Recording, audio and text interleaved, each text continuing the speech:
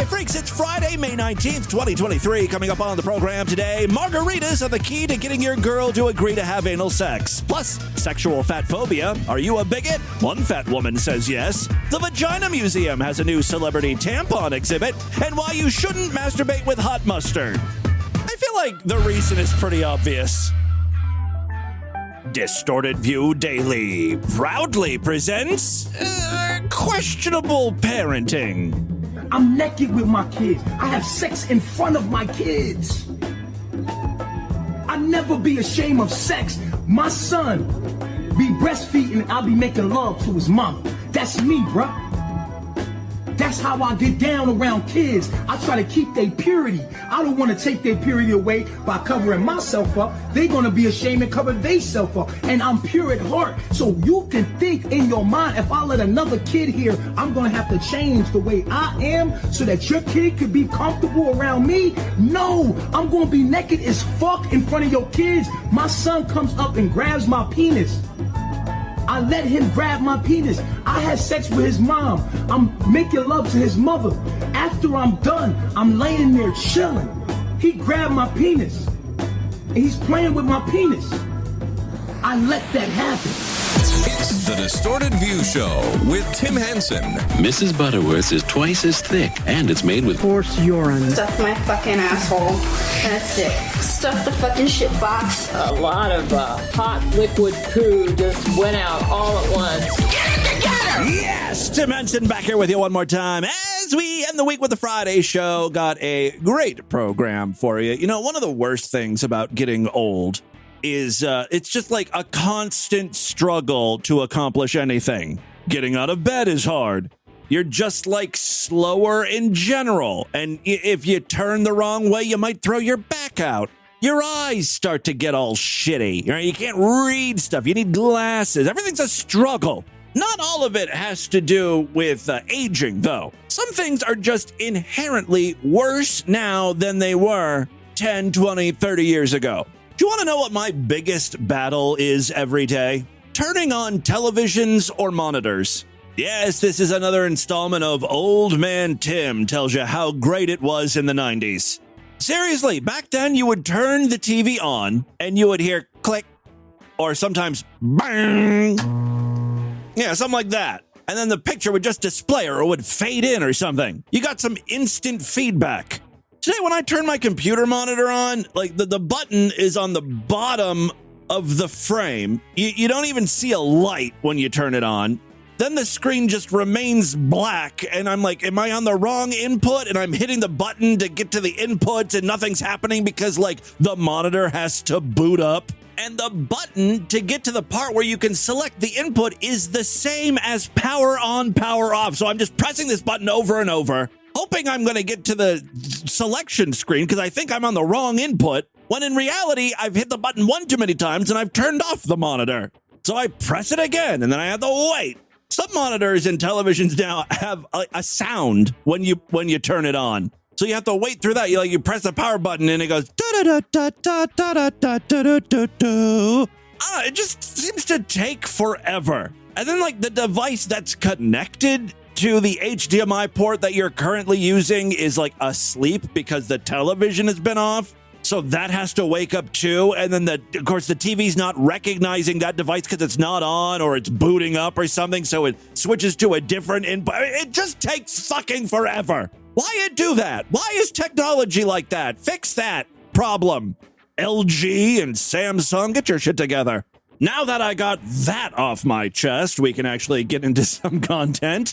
We have featured Brother Jed and Sister Cindy a few times on the podcast over the years. Sister Cindy has become quite the celebrity on TikTok. For those of you that don't remember her, she and her brother travel to college campuses to preach, hoping these heathen university students will repent and find Jesus. Students will repent and find Jesus.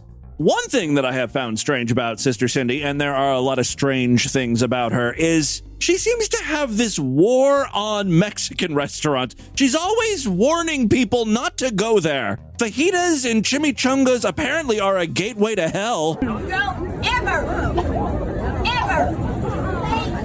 take a Polish girl to a Mexican Mexican restaurant. Now, unfortunately, this video ends right there. It's just kind of this vague warning. But then I found another video that I think is related. If you buy her one margarita, she will spread her legs. And you know where you get margaritas? Mexican restaurants. By the way, I know Sister Cindy is thinking, I'm really reaching these kids. I've got a huge crowd of them listening to me. I'm a hit on TikTok, but none of them are considering turning their life over to Jesus. They just scream and applaud anytime you say things like, buy a girl a margarita and she'll open her legs. Woo! That's what the kids are responding to. And by the way, it just gets more wild. If you buy her 2 margaritas, she will pounce right on your penis. Yeah. After 3 margaritas, she will grab your penis and put it in her mouth. You're saying a lot of stuff these kids like. I mean, Sister Cindy could be a rock star if it wasn't for that, Jesus freak attitude of hers. By the way, I don't think Sister Cindy really cares because she is selling a boatload of merchandise. I think that's where the real money is. She travels to these college campuses, she says all this crazy stuff, gets the kids all riled up about drinking margaritas and hopping on dicks, and then she sells her I ain't a ho no mo t-shirt for 20 or 30 bucks. What she really has is a t-shirt merch business. The preaching is just incidental. All right, so we're up to 3 margaritas. What happens after 4? Yeah, the kids are losing their mind here. 4 margaritas.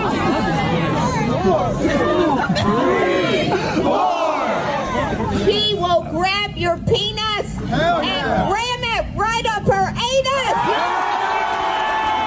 Can confirm 4 margaritas is the magic number for butt play. Believe it or not, something else happens after 5 margaritas. 2,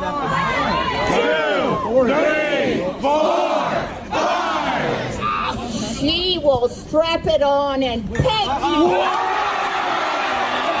Yeah. The college kids actually seem to like that too. The next generation really is more progressive, huh? This street preacher knows a lot about sex, ramming it in assholes, grabbing dicks, pegging. Sounds like a pretty cool lady. Because there is so much Sister Cindy content out there, I've got a few more short clips here. I am here to do some good old-fashioned slut shaming. Yeah! I don't know why you're all applauding. She's talking about you. You're the sluts. She does drop a lot of truth bombs, as uncomfortable as it is to hear it. Everybody knows these hoes ain't loyal. That's a bunch of dudes applauding there. I can get behind that. Yeah! Stop the war on innocence. Boo! Boo! Hiss! Boo!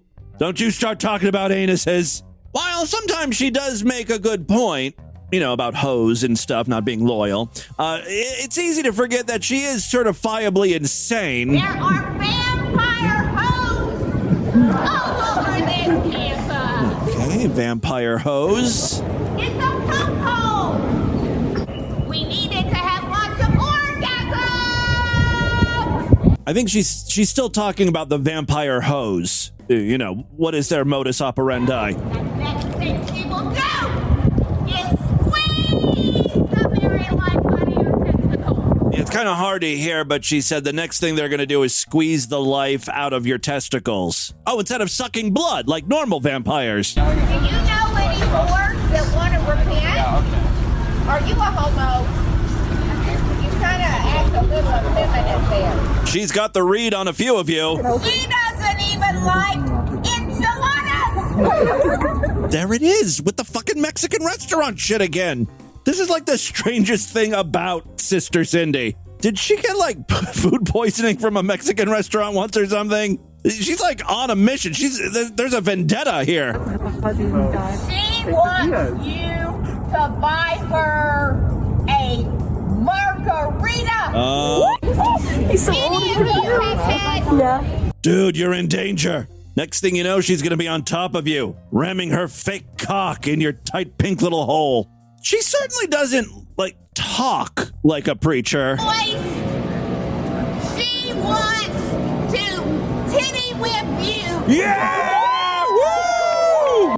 She knows how to get the crowd on her side. I guarantee you, if she would just drop some of this insane Christian stuff, she would have a massive gay following. The queers eat this act up. It's like what happened with Tammy Faye Baker. Some of you younger freaks might not know, but Jim Baker, remember the food bucket guy, that Jim Baker, his first wife was Tammy Faye Baker. And they started the PTL Club or whatever, one of those religious broadcasting shows, scammed people out of tons and tons of money. Tammy Faye wore a mountain of makeup, just caked on, had a funny voice, basically looked like a drag queen, but she never really said anything against the gays, and they loved her.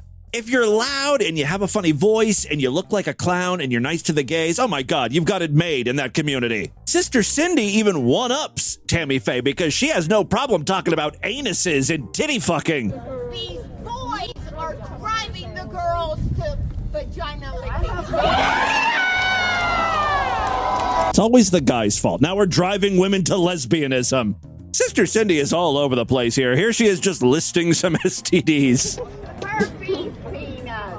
Woo! Horny vagina. Oh, no one's screaming yay for that. Crabs. Chlamydia that eats your insides out. Woo! Oh, you never know when these kids are going to whoop it up. Well, there you go. Just a little Sister Cindy update. She's a real celebrity on TikTok. Y'all should be following her. Moving on, let's turn our attention to the Discord for just a second. I got to shout out to Haley's Comet for providing a link to an old-ass CNN news story. This had to be from the 80s or 90s. I had never seen this before, but it's pretty funny. Originally, it was set down as a traffic barricade. Now the only people it stops are worshipers. So people are worshiping a traffic barricade. And this isn't happening in some backwards shithole country. No. This is happening right here in our shithole country, the United States.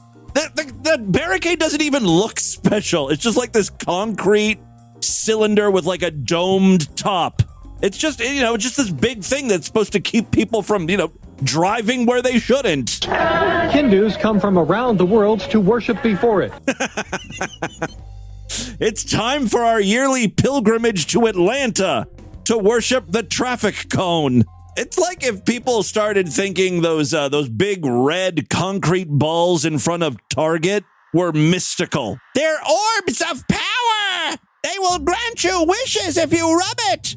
You know what I'm talking about in front of Target? All those big, huge balls that are basically used to keep people from driving into the store.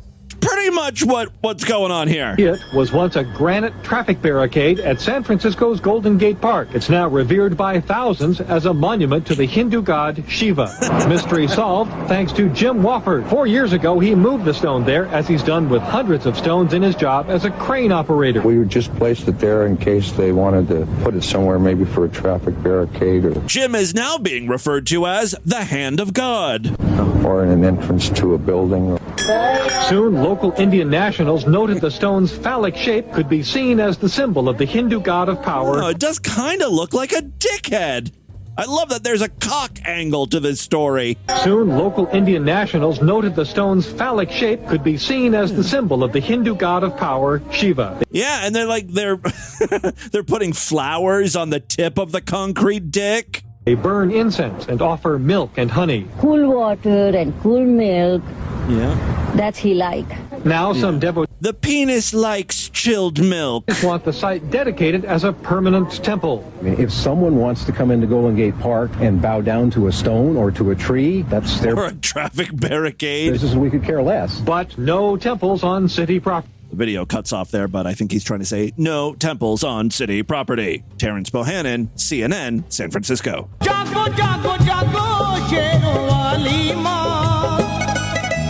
got another clip from the Discord here, and let me just preface this by saying, the thing about sexual attraction is, one, it's subjective, right? Everybody likes different stuff. I think we can all agree what turns you on might not turn me on.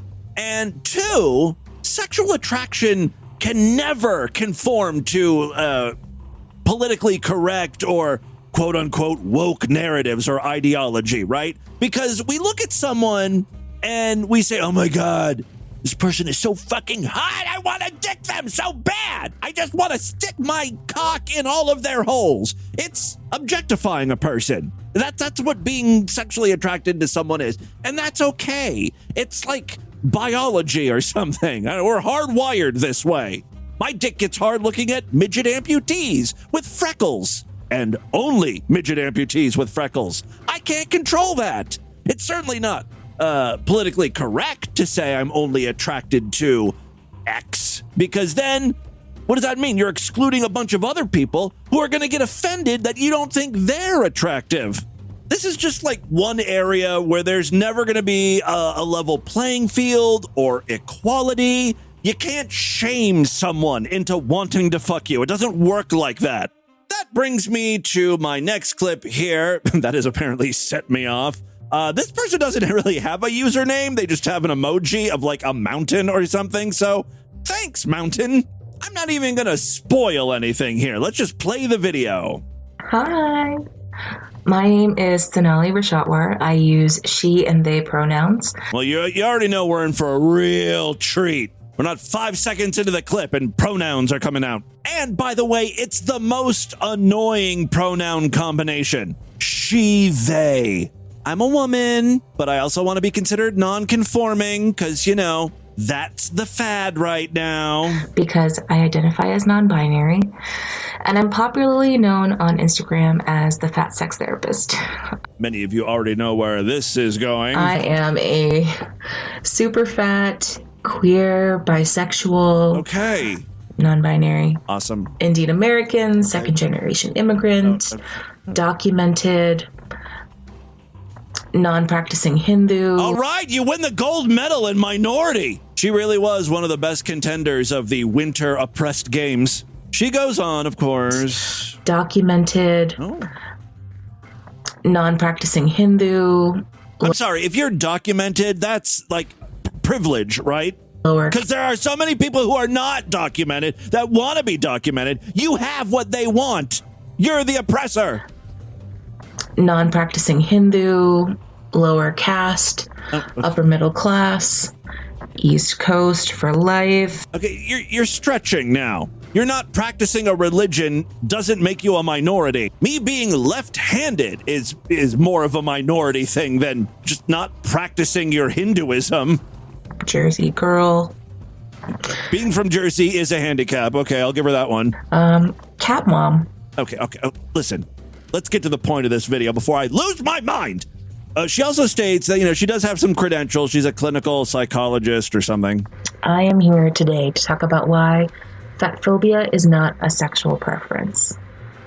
Before we go into any content, if just upon hearing that statement, you ask yourself, what the hell did she just say? I don't understand.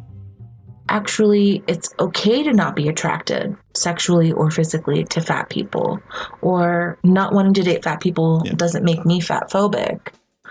Well, we might need to talk about that. I got news for y'all. You're asshole bigots. And y'all need to learn how to want to fuck fat people. If your dick ain't twitching when a morbidly obese person rolls by you in a mobility scooter, congratulations, you have hate in your heart, and you need to fix that. Otherwise, you're no better than a white supremacist. So let's get into it. Yay. Anytime we are working through unraveling internalized fatphobia, it can feel almost like a knot wanting to be unraveled.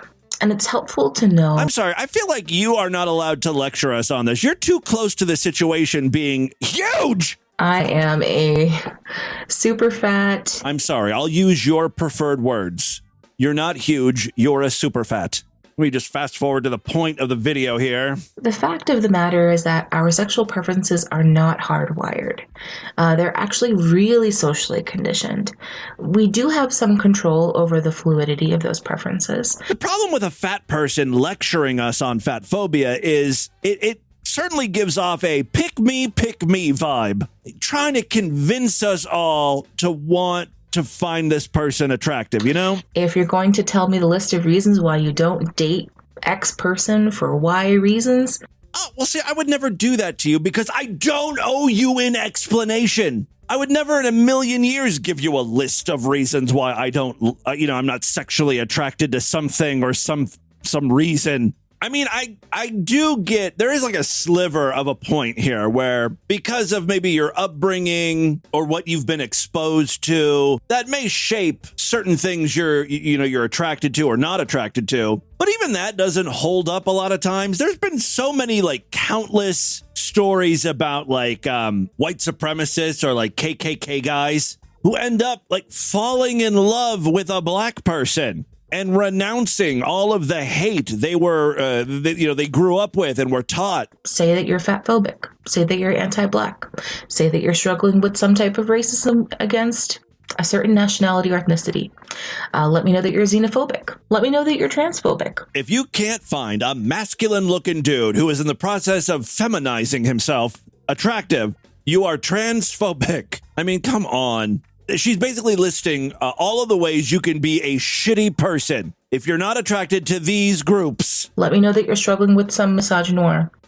Let me know that you don't date people with addiction because you are really affected by addiction stigma. Maybe you dated a crack addict in the past and she stole all your money. Now all of a sudden you're not attracted to that cracky look, even though they tend to be thin. Sometimes you can see the bones through the skin. I mean, it's certainly a look. Let me know that you're whorephobic and that you don't date sex workers. If you would never consider dating a smelly prostitute because she's a smelly prostitute, you're a bigot. Now, don't get me wrong. There are plenty of nice-smelling prostitutes, but if you won't date someone just because of how they smell, you're an odor-phobic, and yeah, you're a piece of shit. Let me know that you're anti-native and that you don't date indigenous people. Let me know that you're anti-Dalit, Bahujan, or Adivasi, and that you do not date people who are not upper caste. I don't even know if I'm sexually attracted to that type of person or not. It's never once crossed my mind. I wonder what caste they're from. I'm asking my dick. My dick's not twitching one way or the other. I don't know if I'm attracted to someone in a lower class or higher class or caste or whatever. Honestly, my penis is confused right now. Too many questions you're lobbing at it. Hindus. Let me know that you are actually really like elite classes and you don't date poor people. Let me know that you're actually super ableist and that's why you don't date disabled people. Let me know that you're a super duper Islamophobic and that's why you don't date Muslims. Look, freaks, I think we all have a lot of growing to do. Your homework this weekend is to fuck someone from one of these groups that she just mentioned. I called dibs on a disabled Hindu from a lower caste. That's what I'm going to be working on. Ooh, I'm going to bone her real good. Assuming I can lift her out of her wheelchair and position her correctly. I mean, I don't know how mangled she's going to be. Or not. I don't know. It's what I can find. I don't know how many disabled Hindus from a lower caste there are in Cincinnati, but I'll be on the prowl this weekend. You know my plans. All right, call into the voicemail line and let me know your success stories. Let's move on. TNGG in the Discord provided a short clip here from Pornhub. This is called Fart Condom. I like this because it's not just, a video of a woman farting. That's typically what you get with these fart fetish videos, right? This one, she actually tries to do something with her farts. Want to see me blow condoms up with my farts? I don't even think that you can do that.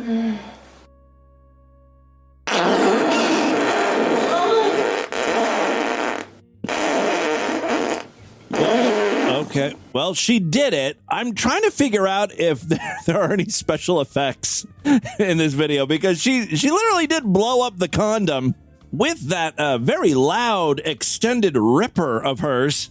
I just have a hard time believing that's real. I mean, it makes me want to try it myself this weekend. I'm sure I've got some condoms lying around here. mean, the trick, I think, is to really position the base of the condom, the opening, real tight. You got to create a seal so no air escapes. And I don't know how she's doing that. Oh, she's letting some of the air out.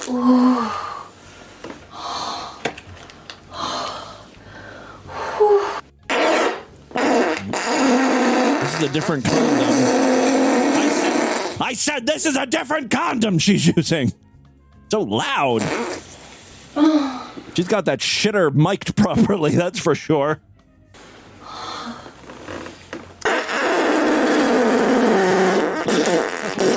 Okay, Jesus. She's very talented.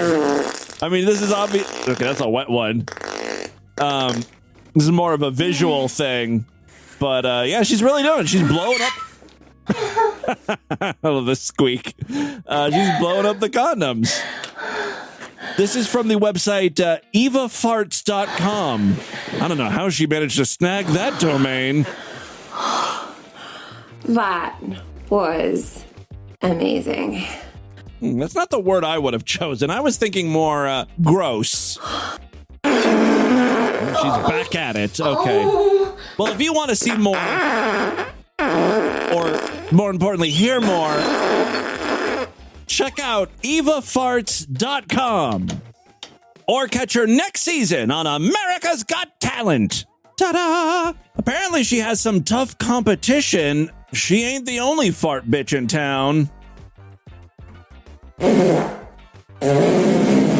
This woman blew out a birthday candle with her ass. Hey guys, I did it. Yeah. Who wants to watch me fart all in this cake? Okay. Oh, yeah. Okay, something came out of her ass with that fart. Didn't look like shit, but it was definitely like a clear liquid. Oh, fuck yeah, that feels so good. Well, now she's just... Oh, yeah, how many of you dirty perverts want to eat this cake? Cake farts were all the rage a few years ago. Glad to see it's making a comeback. That last fart video is from eFuck's most recent compilation, 8 Awkward Moments in Porn, which includes some Japanese guy squirting hot mustard or wasabi paste onto his penis. And then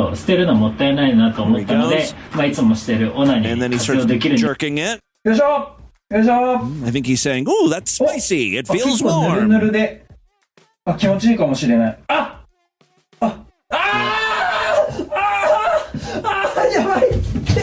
What happened is some of it touched the tip of his dick, like his dick hole entrance.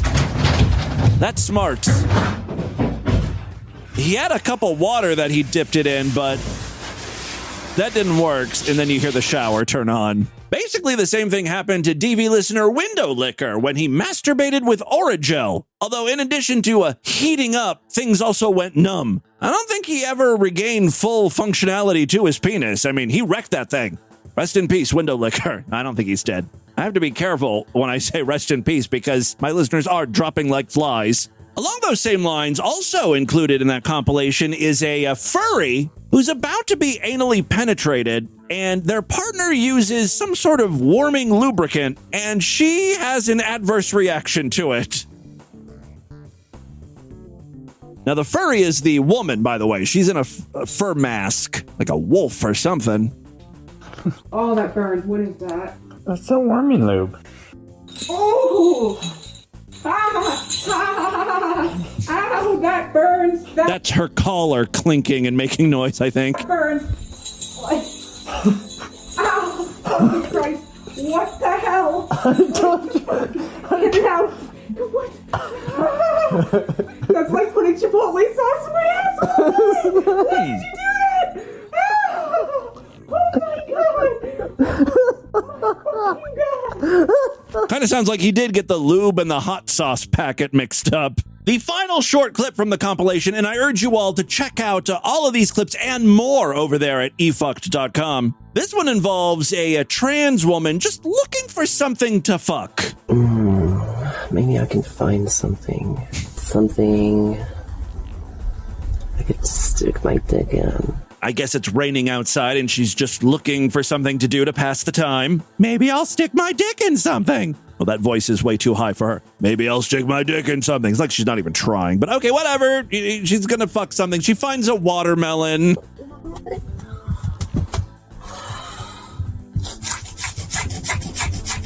Sounds like maracas. But that's like the squishy squish of the watermelon, you know? She's got a very powerful dick penetrating that thing.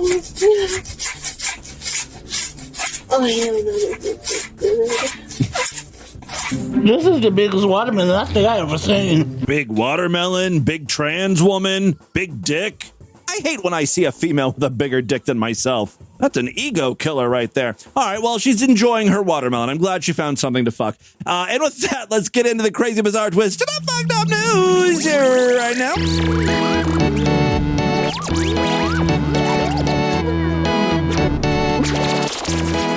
Look, if you're not a member of the Distorted View Sideshow, shame on you. I'm going to start sideshow shaming people. And you call yourself a freak. You're not one. You're not a true and honorable freak unless you sign up for the Sideshow. Become a member today. When you do, you'll gain access to the entire archive of programs. I've been at this since, oh my God, December 2004. I was just a baby back then. Like straight out of the womb, I was podcasting. For the first couple months of the show, I was actually inside of my mother. The audio wasn't great back then. It was very muffled. It smells so bad in here. Yes, even before I was born, I was odor-phobic. More importantly, every week I do brand new exclusive shows just for paying freaks, typically on Tuesday and Thursday. This week was no different. If you want to hear those episodes and more, again, sign up right now. All major credit cards and PayPal accepted. Memberships are very inexpensive, only $6.99 a month. You get access to a special password-protected RSS feed. You just plug that into most podcasting apps. Typically, if they work with premium feeds or ones that require username and passwords, you're good. Like Overcast, Apple Podcasts, Pocket Cast. There's instructions on how to get that all set up over there at superfreaksideshow.com. Although, if you happen to use Spotify or Apple Podcasts, there's an even easier way to get access to new Sideshow episodes. You can sign up right in those apps. Just a tap or two, bing, bang, boom, you're in. The new Sideshow exclusive episodes will appear right alongside the free episodes in your feed. It makes it very simple. For more information on all of this, check out distortedview.com and superfreaksideshow.com. Finally, there is one last way to continue supporting DV. We've got a Patreon account, patreon.com/distortedview. You can pledge as little as $1 over there. Every little bit helps. If you pledge at least $5, you get access to a special voicemail line where I will play your calls first, because normally, on the standard voicemail line, I'm about 7 years behind in these calls. So this will bump you up to the front of the line. And we do have some patrons calling in today, so we'll get to those in just a few minutes. But first, let's do the news. I'm so enthused about the news. I'm so enthused about the news. It's the dumbest song ever. I love it, though. To write more stories. I'm so enthused about the news. All right. Yes, first story I have for you today. Well, Satanists are upset. I mean, by their very nature, they seem like a bunch of doom and gloom people. I guess it's not super surprising they're upset about something. The story comes from Chicago. Local Satanists are raising hell. Get it? With a new lawsuit alleging the city is barring them from saying "Hail Satan" at city council meetings. Well, yeah, that's religious discrimination right there. The lawsuit filed this month by the Satanic Temple. They're always suing people. They're a very litigious group. Anyway, they say the city violated the religious group's First Amendment rights by excluding disfavored minority faiths from giving an invocation at the start of city council meetings. During the invocations, religious leaders remind lawmakers to, quote, reflect upon shared ideals and common ends before they embark on the fractious business of governing. That's a quote from the lawsuit. More than 50 local religious groups have given invocations in front of city council since the Satanic Temple, Illinois, first inquired about giving one in December 2019, said Minister of Satan. Minister of Satan Adam Vavrick, citing publicly available meeting minutes. Vavrick said public officials repeatedly ignored his follow-up request to give an invocation. Officials told Vavrick they were reviewing the information provided in January 2020 and still working on the request as of March 2022. Yeah, kind of sounds like they're stringing him along. Thank you so much for your interest, a clerk's office official wrote in an email to Vavrick in 2021. We will be in touch. Guess what? They were never in touch. Vavrick said his request has been stuck in purgatory. Get it? And he said he had no choice but to file suit. Quote, I think the choice to ignore me was the hope I'd just go away. Vavrick said, if we can just ignore a Satanist's request purely because they're a Satanist, then we never believed in equal access in the first place. A mayor's office spokesperson said the city does not comment on pending litigation. Alderman Daniel LaSpada, who Vavrick said he spoke to about the issue and who is copied on emails, said he could not comment on pending litigation, but he did say, once I learned that he wanted to end his convocation with Hail Satan, it ceased being something I could support. For all of my desire to be inclusive, that would be a betrayal of my personal faith. That was in an email obtained by Book Club, which I guess is some sort of news organization over there in Chicago. The Satanic Temple is a federally recognized religion. There are congregations across the United States and more than 14,000 members in Illinois alone. Vavrick said it should be allowed to solemnize city council just like every other religion. Members do not worship Satan or any higher or lower power, but they reclaim the symbolism of Satan as a rejection of arbitrary authority imposed on people with identities marginalized by other cultures and religions. That all sounds well and good, Mr. Vavrick. Very progressive of you, but tell me, are you sexually attracted to Hindus of a lower caste? Huh? I don't think you are, you fucking bigot. No jagoo for you. You don't deserve a jagoo. Although doesn't jagoo kind of mean wake up? Well, you need to jagoo. Wake the fuck up. Vavrick is co-congregation head of the Satanic Temple, Illinois, which has about 100 active members who meet once a month and have organized highway cleanups and drives for menstrual products. The benign nature of the group has not stopped public officials across the country from imposing roadblocks to invocation requests, with similar lawsuits moving forward in Boston and Scottsdale, Arizona. An invocation given by the Satanic Temple in Alaska in 2019 led to a walkout of some officials, while another in Texas was given on Tuesday. Liberal Texas is at it again. Little footnote here, the Satanic Temple, Illinois previously were able to add a holiday display in the Illinois State House Rotunda. I want to see a picture of that. I bet you it was tastefully done, right? It was next to a nativity scene and a menorah and a show of religious pluralism. There you go. Satanists are suing the city of Chicago. Second story we have for you today. This one comes from Germany. Officials at a hospital in Western Germany have expressed regret after it emerged that one of their surgeons got a cleaner to assist in a toe amputation. Now, the way he should have assisted was by cleaning the toe before the surgeon amputated it. That's what cleaners do, right? I think it went beyond that, though. Public broadcaster SWR reported Friday that the incident at the Mainz University Hospital, which happened back in 2020, it was a crazy time back then, coronavirus. Everyone was short-staffed. The guy needed his toe amputated, so a janitor stepped up to the plate and helped out. Come on. He should be commended for going above and beyond his pay grade. All right, yes, this happened in 2020, and it didn't result in any complications to the patient. Yeah, so come on, let it go. All's well that ends well, right? The doctor has since been fired, though. I'm more worried about the janitor. The hospital's chief executive, Norbert Pfeiffer, said the surgeon wrongly decided to go ahead with the routine procedure, even though no qualified assistant was available. I told you this had something to do with COVID-19. When the patient, who had received a local anesthetic, became restless, the doctor asked a nearby cleaner to hold the man's leg and pass surgical instruments. Oh, he wasn't even doing anything. It's kind of like when you're younger and you're helping your dad out, working on the car or fixing something in the house. You're the gopher. Dad's like, hand me the screwdriver. Phillips head. Hand me the wrench. Hold this while I jiggle the thing.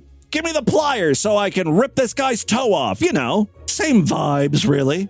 So he held the dude's leg and passed surgical instruments. The paper reported that the cleaner had no medical experience. Well, you don't really need it just to hold up a leg. The incident came to light after a hospital manager spotted the cleaner, bloody gauze pads in hand, in the operating theater.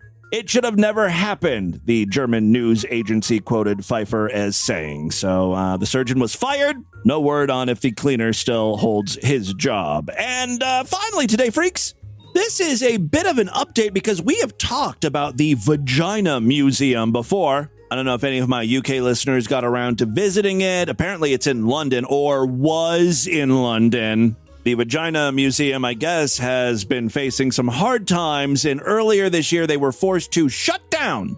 Take a look at the featured image over there at DistortedView.com and SuperFreakSideshow.com to see what an exhibit looks like at the Vagina Museum. I think this is a exhibit on menstruation, specifically a way to collect crimson pussy juice. There's a big tampon that's covered in blood. The blood, by the way, is like sparkly. I think they use glitter, and also some diva cups. Is that what diva cups are? What? There's two different kind of cups. There's one like cup that you're supposed to use if women want to pee standing up. And then there's another cup to collect menstrual blood. I guess you have to go to the exhibit to find out which is which. The world's first Vagina Museum, which was forced to close earlier this year, has located a new home.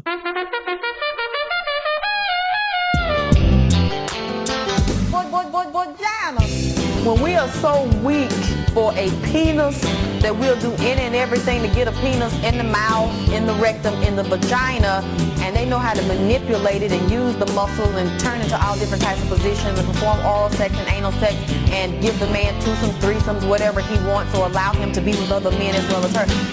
Vagina. They think that is vagina power, but in many ways it's vagina weakness. I mean, the penis and the testicles have no discretion, y'all. The men are wrong. I mean, these men are giving dick away. We got to guard, honor, and protect the sanctity of the vagina. Vagina. There really should be an Alexis K. Tyler exhibit. There should be a whole fucking Alexis K. Tyler wing to the Vagina Museum. The London-based attraction must raise $105,000 by early June in order to secure a 6-year lease on the new property. So far, they've raised about $53,000. So, you know, they're doing their thing. The museum says it is a now or never situation and fears permanent closure if the funds are not raised. Florence Schechter, director of the Vagina Museum, said, "This is crunch time. We have every faith that we will meet our fundraising goal within this time frame. Things have been touch and go for an emerging museum in a pandemic and a cost of living crisis, and we have so far risen to every challenge we have faced." Yeah, people love cunt. Guys, am I right? Let us all salute the vagina. It began in 2017 by hosting pop-up exhibitions before opening in Camden Market in 2019 with the exhibition Muff Busters, Vagina Myths and How to Fight Them. Last year, when it moved to Bethnal Green, it hosted the exhibitions Period, A Brief History, and From A to V, which looked at gynecological anatomy and activism.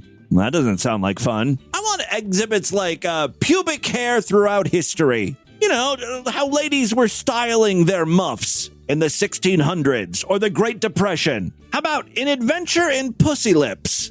I think we need to devote some time and energy to, the variety of pussy lips. How about Clit Month? I really feel like I should be in charge of the exhibits. I could really spice things up, get people excited about potential exhibits, you know? It seems like this museum was moving around a lot, too. It was a pop-up, and then it was in Camden Market, and then they moved again.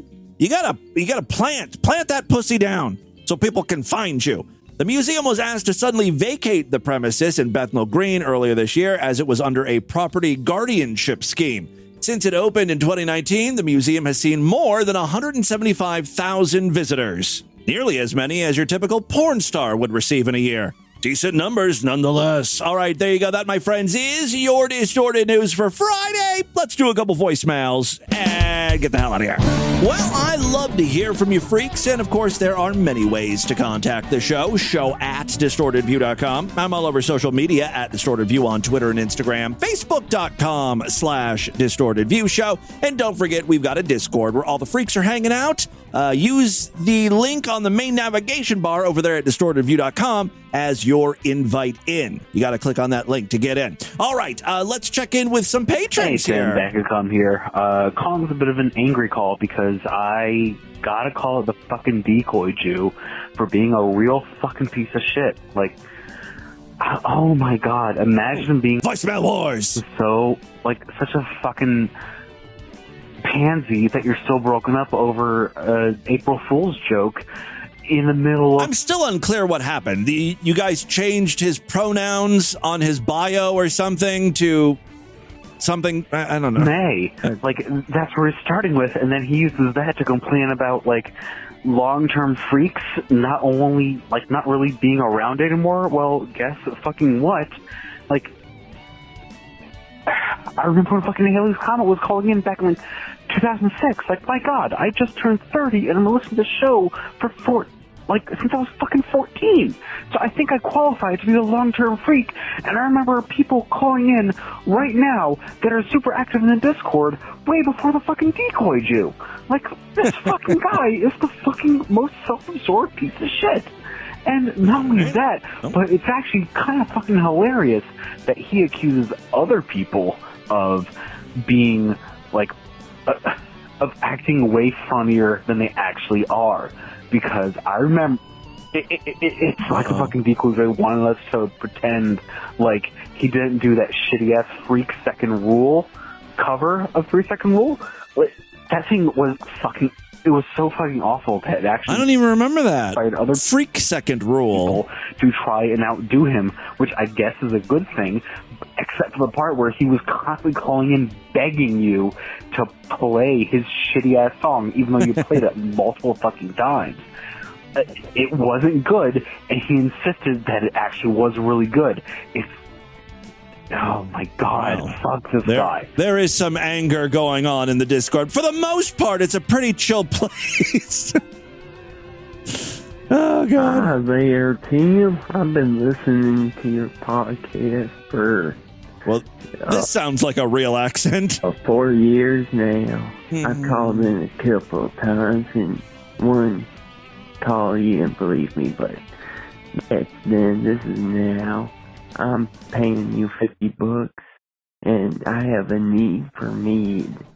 And I'm wondering, what does mead feel like, knowing that his name is an old alcohol? Oh, that is a good question. You know, mead is very anti-alcohol. Mead is an old-timey alcohol that I've only had at Renaissance fairs. Well, that's not true. There was this place in Columbus that had really good mead. I think it was it Brother Drake's mead or something like that. It was really good. They had a bunch of different types. I purchased several bottles. I was a mead guy for a while. And then one day, Lord Douche and I went to the meadery, and my old roommate Topher was working there. I mean, I'm sure this interests absolutely no one, but, you know, I have a connection to mead there. Not, of course, the Mead Skeleton. Next time I talk to Mead, I'll ask him how he feels about that. I'm sure he'll be like, well, I wasn't named after that. I was named after my great-great-great-grandpappy who fought in the war and hated Negroes. You know, I'm sure that's who he was named after or something. Some slave owner. Hey, Timmy Boo, Tony Prolap. I fucked up my first one. Birthday is Saturday. I have two things to say. Oh, One, great. I would love to hear the rendition of Ave Maria. Secondly, I'm going to be 30. Wow. I have been listening to you for 16 years since I was in... So you've been listening to me for more than half your life. 7th grade, so yeah. So like, you've known me more than you haven't known me. Yeah, either way. Wow. Half of my life, I've been listening to Henson, and I just want to say thank you, Tim. It's been awesome. I am a fucked up individual. I wouldn't have it any other way. This is who I am, and I love you for it. Thank you. You are a fantastic podcaster. Love having you in my life, and vice versa, I'm sure. And thank you for being here for over half my life, getting me through some tough times. Yeah. And I think I've been doing Distorted View now for over half my life. Making me laugh when No, no I'm one older. else could. You truly are a gem in this topsy-turvy world. All right, Timmy. Glass meat clocks. All right. And finally, let's do one more here. Yes, caller, go right ahead. Hey, Tim. It's Great Big Pete. Just following up on the whole corn on the cob ass wipe subject. Yes, we learned yesterday from someone who actually lived on a farm or something that the way you would wipe your ass with a corn on the cob is it was after the corn is off of the cob. So you're not wiping the corn kernels, the nubbins, along your butthole. It's the husk That we've been kind of talking about a little bit. And I've had some time to consider it and try a few methods, and I wanted to share with you what I've learned so far. You went to the grocery store looking for corn on the cob that you can wipe your ass with? So as far as the question goes for the corn on or off the cob, I tried it with the corn off the cob and found it really rough and uncomfortable, but effective at shit removal. Right. That's the method I would go. If it's a little uncomfortable, that's fine. If it means getting your ass cleaner. I tried it with the corn on, and it was more tolerable, but it wasn't as effective as I suspected, cleaning the residual dookie. So then I changed techniques, and I wiped it along the crack from front to back because I'm not a dirty Jawa. And it worked well. Maybe it's like how you're supposed to brush your teeth. You know how you're supposed to do it kind of in a circular fashion? The corn on or off. So that's it. Well, there you go. A definitive answer. I've learned so far. Anyways, if I have more news about this, I'll give you a call and leave a... Keep experimenting. Voicemail and... very important research. All that I've got for now. Love you, big guy. Take care. Your podcast is amazing. Oh, thank you. Have a big one. Great Big Pete obviously has a podcast of his own called Great Big Pranks. You should all subscribe to that if you like funny, phony phone calls and telephone tomfuckery. Thank you for the call. Everyone calling into the voicemail line, both the Patreon line and the normal line. Keep them coming. It's all the time we have on this edition of the show. Want you guys to email me, show@distortedview.com. Distortedview.com is our official website. Voicemail line for you, 206-666-4463. That's 206-660. God is it? Oh, God. He will grab your penis and ram it right up her anus. Spread the distortion, STD. Tell all your friends about the show. Don't forget to give us a 5-star rating, a thumbs up or like, wherever you can rate and review podcasts. It really does help the program out. And guys, thank you so much for a great week of programs. I could not do it without you. I'll be back on Monday to do it all over again. Until then, bye, everybody. Bye.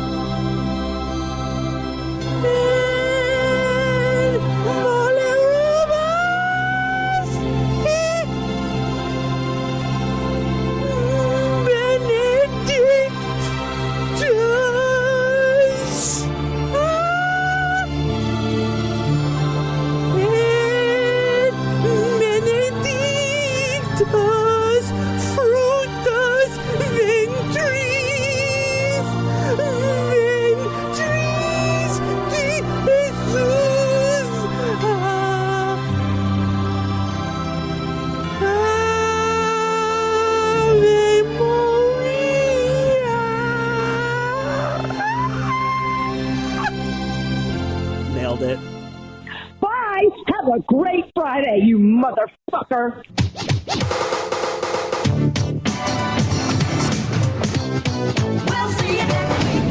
This has been another excellent podcast from the Scribe Media Group.